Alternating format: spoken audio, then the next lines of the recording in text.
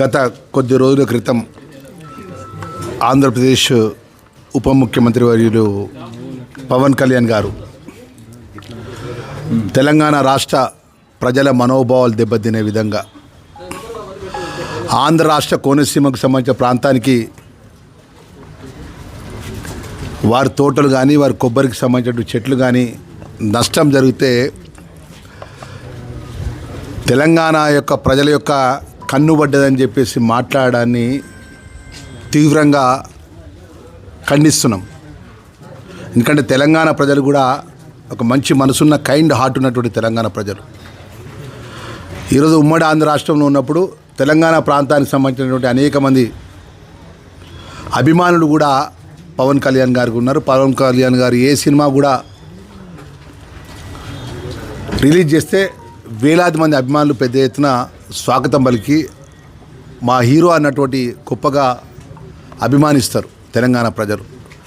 మరి అలాంటి పవన్ కళ్యాణ్ ఆంధ్ర రాష్ట్ర ఉప ముఖ్యమంత్రిగా బాధ్యత గల నాయకునిగా ఉండి ఉప ముఖ్యమంత్రిగా ఉండి తెలంగాణ ప్రజల మనోభావాలను దెబ్బతినే విధంగా మాట్లాడినందుకు తక్షణమే బేషరతుగా తెలంగాణ ప్రజలకు క్షమాపణ చెప్పాలి అని చెప్పేసి ఈ సందర్భంగా వారికి చెప్తూ ఈరోజు కొండగట్టు ఆంజనేయ స్వామి ఈ ప్రాంతానికి వారికి దైవ దర్శనానికి కూడా రావడం జరిగింది. మరి ఆ కొండగట్టు ఆంజనేయ స్వామి ఆయన బుద్ధిని మార్చి దీన్ని చేసిన తప్పును ఒప్పుకొని తెలంగాణ ప్రజలను ఉద్దేశించి మాట్లాడిన మాటలకు నేను క్షమాపణ చెప్తున్నా అని చెప్తే ఆయనకు చాలా మంచిగా ఉంటుంది, మంచి పద్ధతి అని చెప్తున్నా. ఎందుకంటే మనం ప్రజలతో ఎన్నుకోబడ్డప్పుడు భారతదేశంలో ప్రపంచంలో ఏ వర్గాంతమైనా కూడా మంచిగా ఉండే విధంగా ఉండాలి. ఇక అధికారం వచ్చింది కదా అని చెప్పి ఆ ప్రాంతానికి వెళ్ళి మన తెలంగాణ ప్రజలను మనోభావాలు దెబ్బతినే విధంగా మన గుండెలు మనసులో ఇబ్బంది అయ్యే విధంగా మాట్లాడడం, మళ్ళీ ఇక్కడికి వచ్చి ఈ ప్రాంతానికి సంబంధించిన సినిమాల లోపల నటించుకుంటూ మరి రాబోయే రోజుల్లో కూడా చాలా విపరీతమైనటువంటి ఇబ్బంది ఎదుర్కొన్న పరిస్థితి వస్తుంది పవన్ కళ్యాణ్ గారి గిట్ట మా తెలంగాణ ప్రజలకు క్షమాపణ చెప్పకపోతే. యావత్ తెలంగాణ ప్రజలు కూడా ఎదురు చూస్తున్నారు. సరే, ఆయన జరిగిన కొద్ది రోజుల క్రితం జరిగిన మొన్నటి వరకు కూడా ఎవరు మేము మాట్లాడలే రాష్ట్ర మంత్రులను కూడా.